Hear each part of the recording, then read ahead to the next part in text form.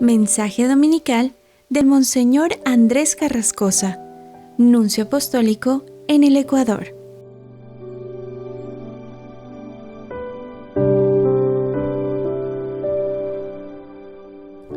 Queridos hermanos, feliz domingo. Estamos en el tercer domingo de Cuaresma y leemos el Evangelio de Lucas, capítulo 13, versículos 1 al 9. Comienza diciendo que algunos hombres fueron a ver a Jesús y le contaron que Pilato había mandado matar a unos galileos mientras estaban ofreciendo sus sacrificios. Es que Jesús no vivió una época políticamente tranquila.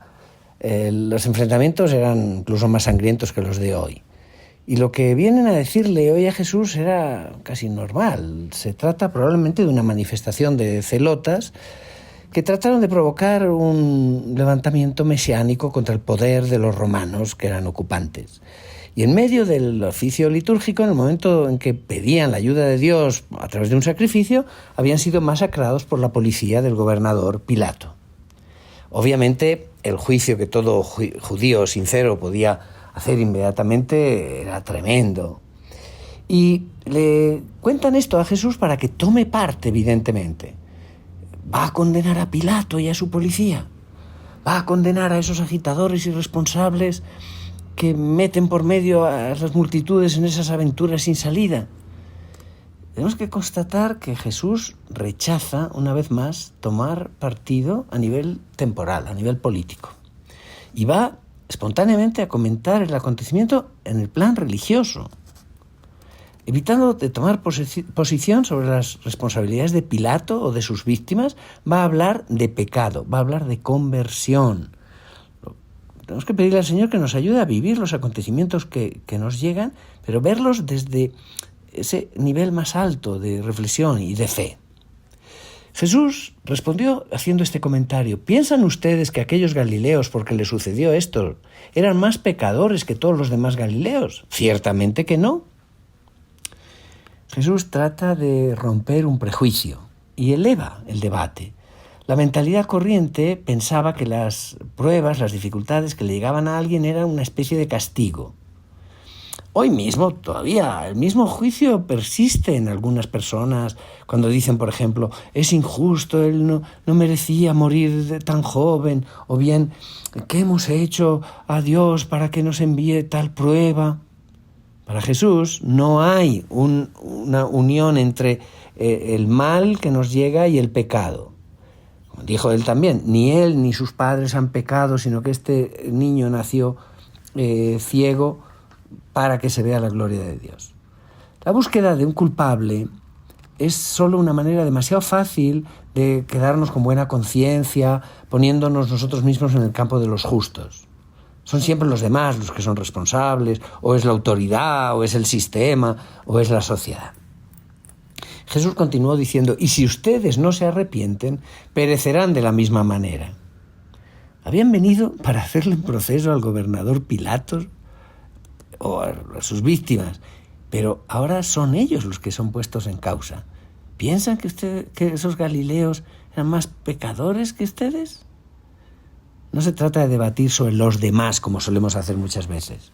Jesús nos vuelve a enviar a nuestra propia conciencia. Son ustedes los que se tienen que convertir. Ustedes que condenan tan fácilmente la violencia de Pilato, miren cómo ustedes participan ustedes mismos en esa misma violencia. Hay que atreverse a decir con Jesús todo esto porque la historia no cesa de demostrarlo.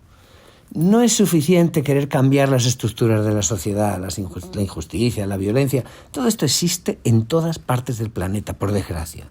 Es el corazón del ser humano el que tiene que cambiar, que tiene que convertirse para que las estructuras mejoren. Sí, el Señor lo sabe bien y nosotros lo sabemos en lo fondo de nosotros mismos. No tenemos una gran capacidad de cambiar las violencias que pesan en tal o tal país lejano, ni influenciar nuestros medios sociales, nuestras escuelas, nuestras profesiones, nuestras iglesias. El único lugar real donde que tenemos un verdadero poder es la conducta, es mi propia conversión. Y tenemos que pedirle al Señor que nos ayude a no huir de nuestras responsabilidades, a no refugiarnos en el acusar a los demás. Y continúa diciendo Jesús: y aquellos 18 que murieron aplastados por la torre de Siloé, ¿piensan ustedes acaso que eran más culpables que todos los demás habitantes de Jerusalén? Ciertamente que no. Es Jesús mismo, de golpe, que evoca otro hecho diferente de la actualidad. En otro lugar de la capital se había hundido una torre y mató a varias familias. Todavía hoy, ante un accidente de ese tipo, se buscan los culpables. Esos arquitectos incompetentes que solo buscaban ganar plata, que no respetan las normas de seguridad, o bien esas personas imprudentes, las que fueron víctimas y que son castigados por no sabemos qué destino anónimo, a menos que sea Dios el responsable. Si hubiera un Dios, no llegarían a esas catástrofes.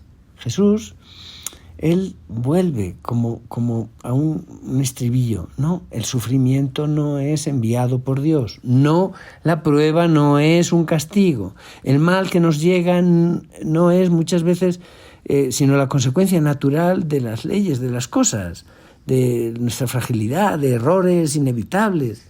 Y más que acusar a Dios, tenemos que ver cuáles son las otras causas, las que están en nuestras manos. Jesús luchó contra el mal y nos pide que luchemos también contra el mal nosotros. Pero muchas veces ese mal hay que buscarlo primero en nosotros mismos. Y continúa diciendo, si ustedes no se arrepienten, perecerán de manera semejante. Jesús, como todos los profetas bíblicos, es en primer lugar un predicador religioso, no un predicador de moral que da lecciones sociales. La fórmula de Jesús es amenazante, es dura. Ustedes perecerán todos de la misma manera si ustedes no cambian. Jesús choca con esa mentalidad corriente de que el sufrimiento es un castigo, y está claro que él no habla de la misma muerte, que esa muerte física que han sufrido esos manifestantes que fueron masacrados, o los que sufrieron el accidente de la torre de Siloé. No, Jesús no es un loco, ni es un tipo naif. Él sabe muy bien que los justos también mueren. Él mismo sube hacia Jerusalén, donde va a morir a través de las manos de los romanos, de Pilato. Pero Jesús se coloca deliberadamente a otro nivel, más allá del nivel humano, político, al nivel moral o sociológico.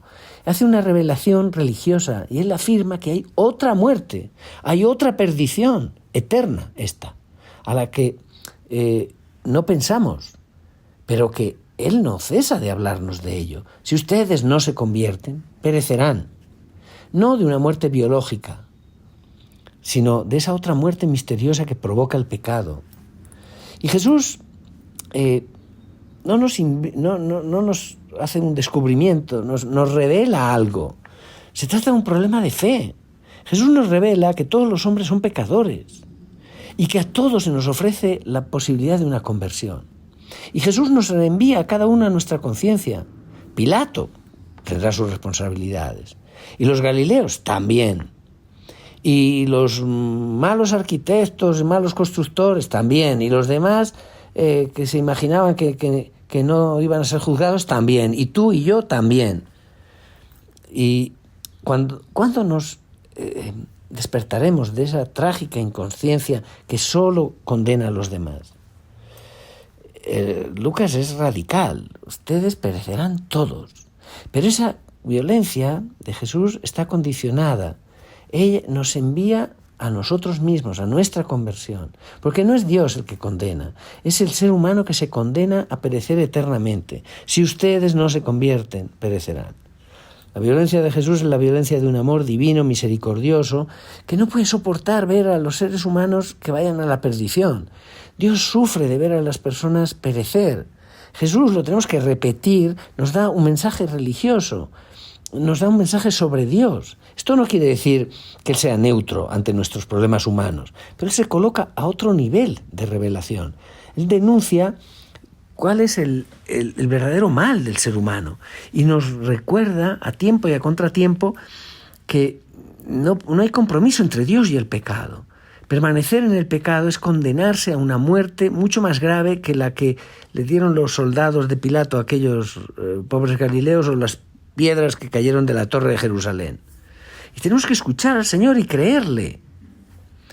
Entonces Jesús dijo esta parábola. Un hombre tenía una higuera plantada en su viñedo. Fue a buscar higos y no los encontró. Dijo entonces al viñador: mira, durante 3 años seguidos he venido a buscar higos en esta higuera y no los he encontrado. Córtala. ¿Para qué ocupa la tierra inútilmente? Estamos siempre sobre el mismo tema, el juicio. Los actos de cada ser humano no son indiferentes, no son neutros, son un fruto. La opinión moderna trata de hacernos creer que hoy hay una desculpabilización universal. El pecado no existe, la responsabilidad delante de Dios no existe, ya no tenemos tabúes, nada está prohibido, no hablen de faltas, hagamos lo que nos gusta. En cambio, Jesús nos dice: corta este árbol estéril que no da fruto. Jesús no condena solamente el fruto podrido, sino la ausencia de frutos, el no dar frutos. Y el Evangelio termina diciendo que el viñador le contestó: Señor, déjala todavía este año, voy a aflojar la tierra alrededor y a echarle abono para ver si da fruto. Si no, el año que viene la cortaré. Este viñador está lleno de amor por su viña y es el Jesús que nosotros amamos, que no ha venido para los justos, sino para los pecadores, el que ha contado estas parábolas de misericordia que llenan el Evangelio, sobre todo el de Lucas.